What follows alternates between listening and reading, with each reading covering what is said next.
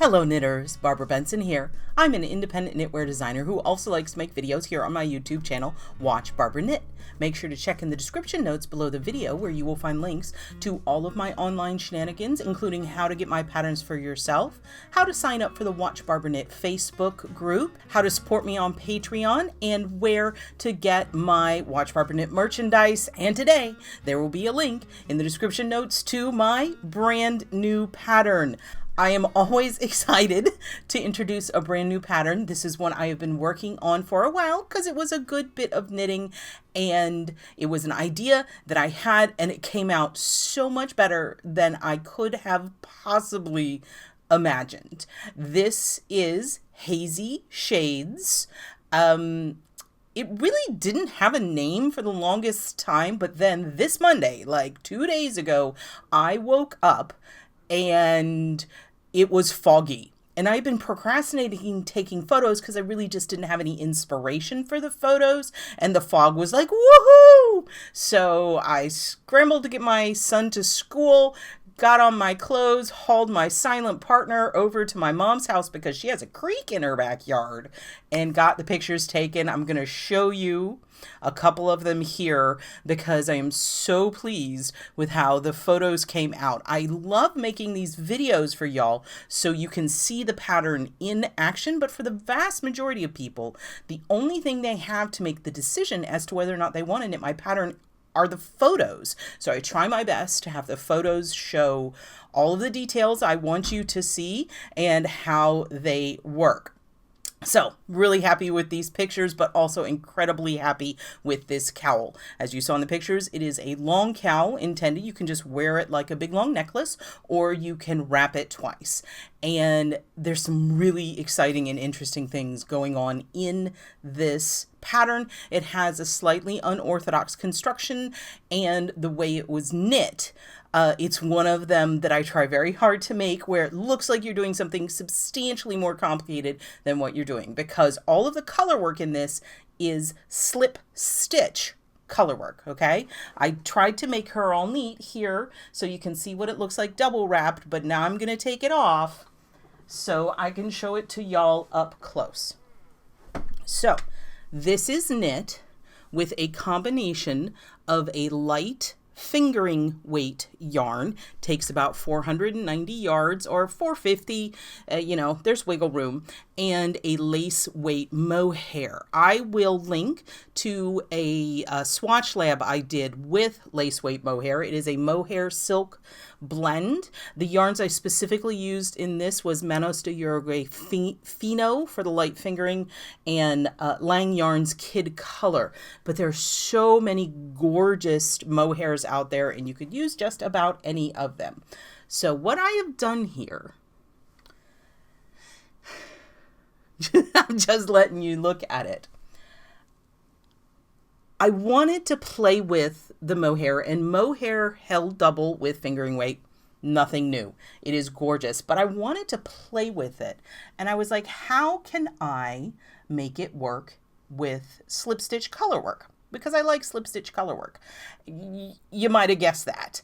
So what I've done here is actually you're working mosaic. You're working slip stitch color work, but the two colors you're working are just the light fingering by itself, and the color number 2 is the light fingering held with the mohair.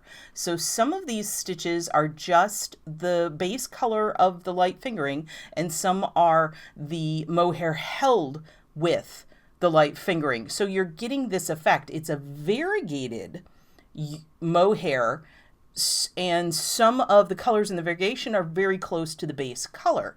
So you can see it has this kind of really random, and I think it's beautiful. I call this a checkerboard pattern because it really is knit two, knit two, knit two. It's just knits. I mean, the vast majority.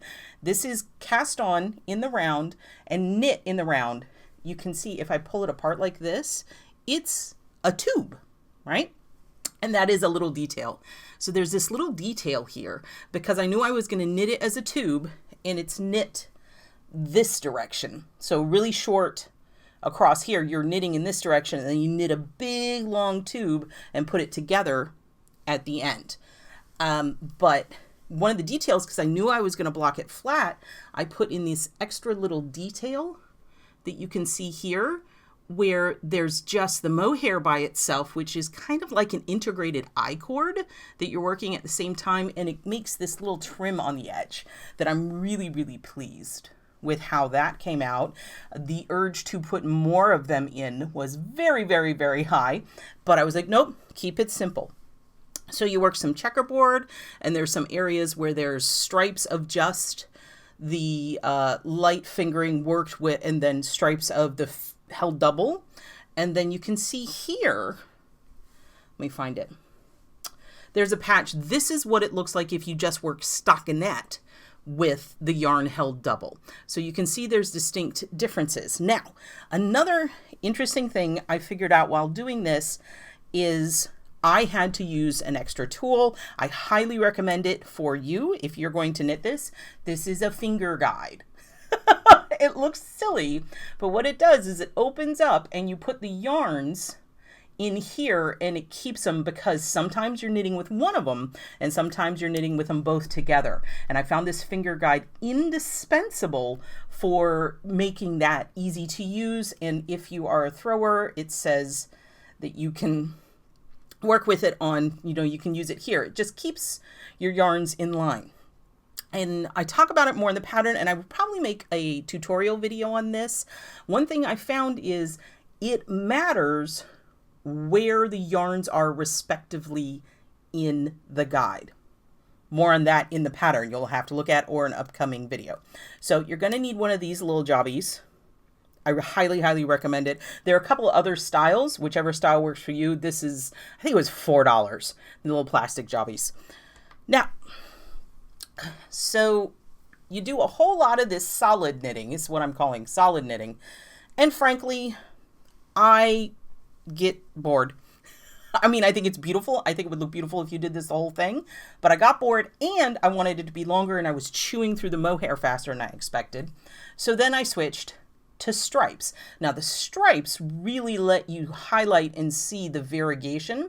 And what we're doing here is striping between just the mohair held by itself and then the mohair held double. We're continuing our little edging here. It's not as visible, but so we got stripes. Now, I did not want to do a professional cast on, and I did not want to do any grafting. That's just not my jam. If you like those types of things, you can totally do that with this. But I don't tell you how to do it. I just give you ideas of where you want. So you start off with a little bit of a texture stitch to help it lay flat. It's just a regular cast on. You knit the solid part, you knit the striped part, and then when you get to the very end, what I have you do is hold your needles with the points pointing this way and the two layers like right up against each other. I used a circular needle, a long one, so I can magic loop it.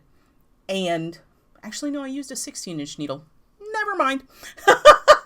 I used a 16-inch needle for most of it, but then you need a second needle. And I transferred half the stitches onto a second needle so I could have two needles and then use the tip of one of the needles. And what you do is it's like a 3-needle bind off, but you're not binding off. You just knit the first stitch on the front needle together with the first stitch on the back needle, knit two together, and you've joined it. So you do that all the way across, and so that you've turned your circular knitting into flat knitting. Okay? Why are we doing this? Well, then you continue to knit flat just for a little bit to make a tab. And then after you block it, you take that tab and tuck it into the tube and then sew it along this edge. See? So that's what closes it down. And then because I have this overlap, I'm like, hey, I'll put some buttons because I like buttons. And I did backing buttons. So this is fully reversible because it's a tube. It's the same on both sides and it's fully reversible all the way around. And it is so soft. The Fino has silk, the base, the fingering weight. The Fino is a single ply with merino and silk. And then the Mohair is mohair and silk. And it is just absolutely gorgeous. I am so excited about this cowl. Again, it's called Hazy Shades. Let's get some really of the hard tacks on it. So you're going to need about 450 to 490 yards of a light fingering. If you want to substitute a regular fingering, you're definitely going to need 2 skeins, and you're not even going to use half of the second skein. I just want to let you know that. And then you're going to need about 50 grams of lace weight mohair, or I've been seeing the silk alpaca blends. That would probably work as well. The yarn I used had 252 yards per skein. Some 25 gram skeins of mohair are more down in like the 230 range. So if you choose a different mohair, which there are so many beautiful ones out there, and I can't wait to see what people use. There's the new Malabrigo one. Miss Babs has a gorgeous one. A lot of the indie dyers have beautiful variegated mohairs. Essentially, when you get to this striping portion, if you start to run out of mohair early, you just don't do as many stripes. It'll just be a little bit shorter. And if you're really pressed for mohair, you can do the tab. I have you do the tab that inserts here in the mohair, but you could also do it in the fingering way. So there is that for substitution. So those are the amounts of yarn. It takes a US size 5 needle. I used a 16-inch circular. You're going to need 2 of those needles for that final bind off situation. If you have just one straight needle, you could probably use that as well, but it's like a 3 needle bind off, so you're gonna need 3 tips.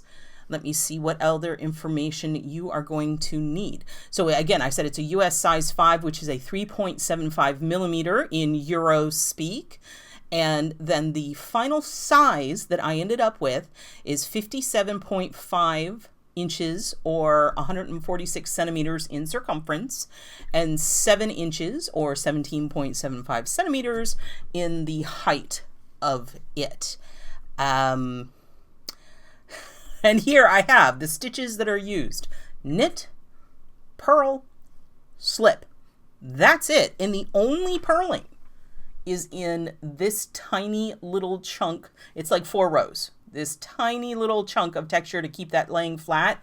That is the only purling. The rest of this entire thing is knitting or slipping stitches. That is all you're doing here. It is, again, I try to make things so that they look like you've done something considerably more fancy than you actually did. The pattern is entirely written. There is not a chart, so you can just go for it. My notions, as I said, where'd I put it? The Fingering Yard Guide. Highly, highly recommended. You're going to need some stitch markers. If you're doing buttons, you're also going to need removable stitch markers and buttons. I use the removable stitch markers to decide where I'm going to put my buttons. I find it useful. So I think I could talk about this thing. I'm very excited about it. There's so many different colors I think would be awesome in this, and I can't wait for y'all to get your needles into this and see what you do with it. So this is Hazy Shades. It is available now on both Ravelry and PayHip. I will put the links to it in the description notes below. If you like this video, please give it the thumbs up, click that like button. And if you would like to be notified whenever I upload a new video, please subscribe to my channel and select notifications. Thank you so much.